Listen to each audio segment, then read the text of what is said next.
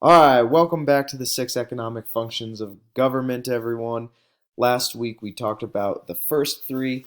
This class I'm going to talk about the last three. Let's start with a quick reminder of how this works. The government is involved in the markets of our economy. There are households and there are businesses, and households and businesses are moving goods and services. They are moving factors of production around and around. The government in a mixed market is involved. If we were in a pure free market economy or a capitalist economy, there would be no government involved. Zero. If we were in a command economy, not exactly a communist economy, but basically a communist style economy, then the government would be the only group in charge and they would be telling households and businesses what to do. But here we are in a mixed economy, which means the government is going to try and involve itself in the economy. And we say that there are 6 ways in which the government is involved in the economy. We went over the first 3 last week. They maintain legal and social framework, which means that they provide some structure for us. They provide court systems and they provide rules and they have some organization for how our society is going to work, and that helps things flow with businesses and households. The government also maintains competition. They want competition. They want a race in which all of the competitors are really close, because then it's a good race.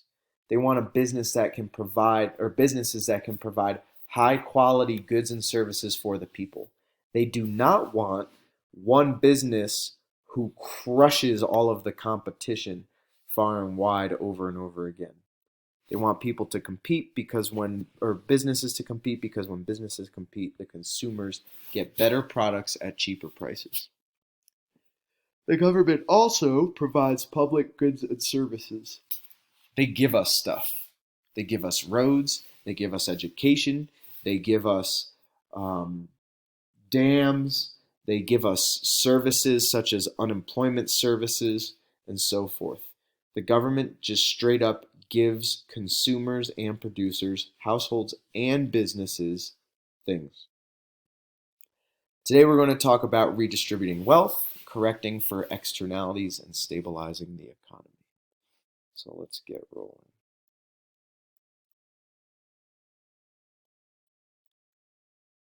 The government redistributes wealth. Normally, when I'm in class, I would hand everyone $100 in Monopoly money. And then I would take $20 from everyone. I would collect taxes from everyone. And with that money, I would redistribute it. I would give some money to people who needed it and less money to people who did not. Now, usually the government does not simply write checks to the citizens.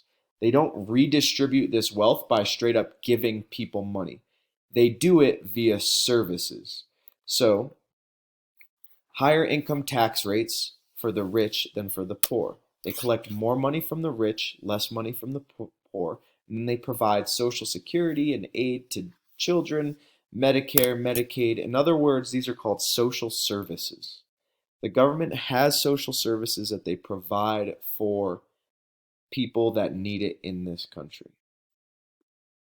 Some of those social services include things such as Social Security. That helps folks who are elderly. Folks who are 65 and above, I forget what the current age is for Social Security, essentially can get money when they retire, when they're so old that they cannot work anymore. Now, one of the tricks is that people pay into that, but it is indeed a redistribution of wealth. The government also redistributes wealth by taking that tax money and then providing Medicaid for people who are living in poverty. Folks who can't afford good health care, being able to go to the doctor, can apply to get Medicaid money from the government. And then the government will help them pay their medical bills, right? That is taking the wealth of the entire country and distributing it to folks who need it. Redistribution of wealth is one of the most fun and controversial arguments we have in our country, because some people say the government shouldn't be redistributing wealth at all. Some people say the government should redistribute all of the wealth. In other words, they should take 100% of our money and then redistribute it. But most people, the majority of Americans, believe that the government should redistribute some wealth. We argue over how much they should redistribute. In other words, how much money should they take from us, and how should they get it out to different groups in our society? My grandfather always used to say, well, those people who are on unemployment just need to work harder. And then his son lost his job. And he said, oh, you should apply for unemployment, because he thought that his son had worked for 15 years and just, lost his job, and it was too bad and it was unfortunate, and the government was there to help his son out, and then he should use it. In that case, he thought that redistributing wealth was a good idea. It's hard to say. We all have different opinions, and that's what makes this interesting. But regardless, the government does redistribute wealth. When they collect taxes, they redistribute it to different groups. Sometimes they distribute it to all of us. When they create roadways, those are used by almost all Americans. Although I suppose if you don't have a car, then you might not use it. But that's another way in which they might redistribute all of the wealth that they collect. Correct for externalities. The government attempts to correct for externalities. Externalities are side effects. I'm sorry there are so many words on this PowerPoint, but I thought more words, since we're distance learning, would be better. An externality exists when some of the costs or benefits associated with production or consumption of a product spill over to a third party. In other words, you have households and businesses interacting. Businesses produce things, households buy things. Households provide factors of production. Businesses use those factors of production to produce things. Sometimes there are side effects, externalities, and problems spill over to other groups. So, for instance, I purchase a car from a car dealer. That's a household and a business interacting. But when I drive that car, I pollute. And then when enough of us pollute, it changes the ecosystems and the environments and the earth starts to warm up, or temperature patterns start to change. That's an externality. That is a side effect of my relationship with a producer. So the government tries to correct for negative externalities, and they try and encourage positive externalities. In other words, when there's a negative externality, and the perfect example is pollution, they try and correct for it. Climax Mine up on the hill over there between Summit County and Leadville produces molybdenum and some other metals, and they tear apart a mountain, and they get the metals that they need, and they use those metals to harden steels and make metal more heat resistant or whatever. But in doing so, they also dump a lot of their scraps into the valley below. And when they dump those scraps contain metals and materials that are not good for us, right? Like lead. Lead is not something that human beings are supposed to ingest. And that ends up in the waterways. That is a negative externality. They're not trying to do something negative, but by nature of what they're producing, they do. So then what happens is the government gets involved and says, hey, listen, Climax, you must guarantee that the water that leaves your property doesn't have this amount of lead in it, right? They set limits. And because of all of the work that the government and Climax Mine have done to clean that area up, the 10 Mile Creek is one of the best or is one of the cleanest rivers because they are being forced to clean up that situation. The government tries to encourage positive externalities. You saw this a lot under Obama. They offered subsidies and tax incentives for consumers and producers around renewable energies. They said, hey, if you put a solar panel on your house, we will cut your taxes by $500. And then they encouraged other businesses to do the same.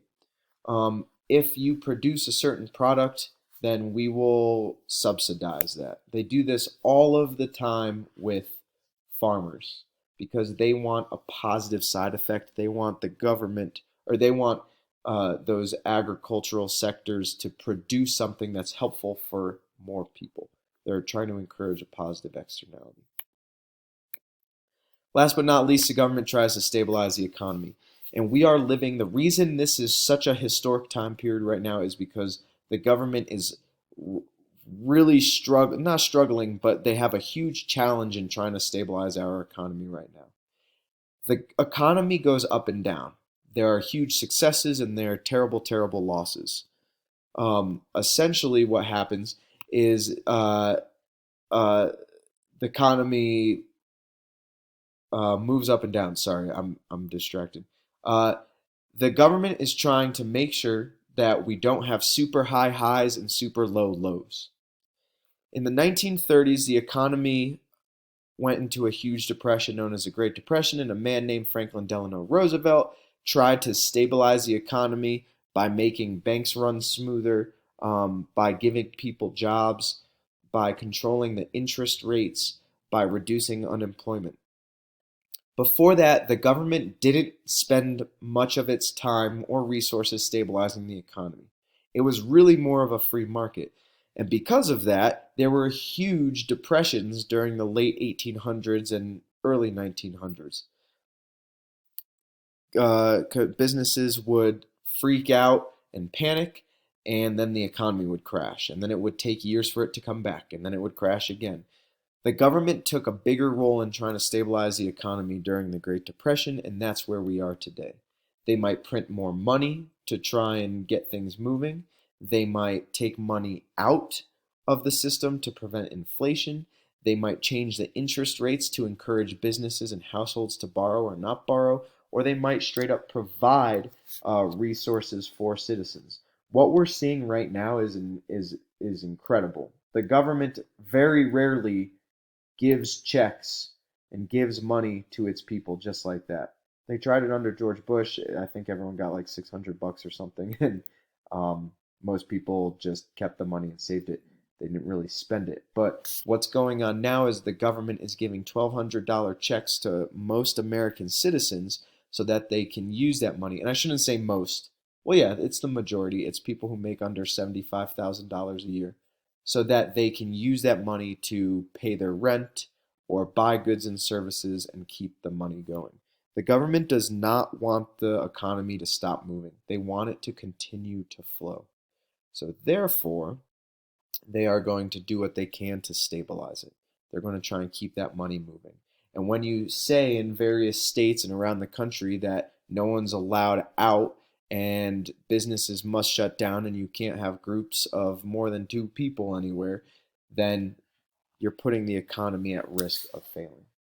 So this is the 6th and final way in which the government interacts with the economy.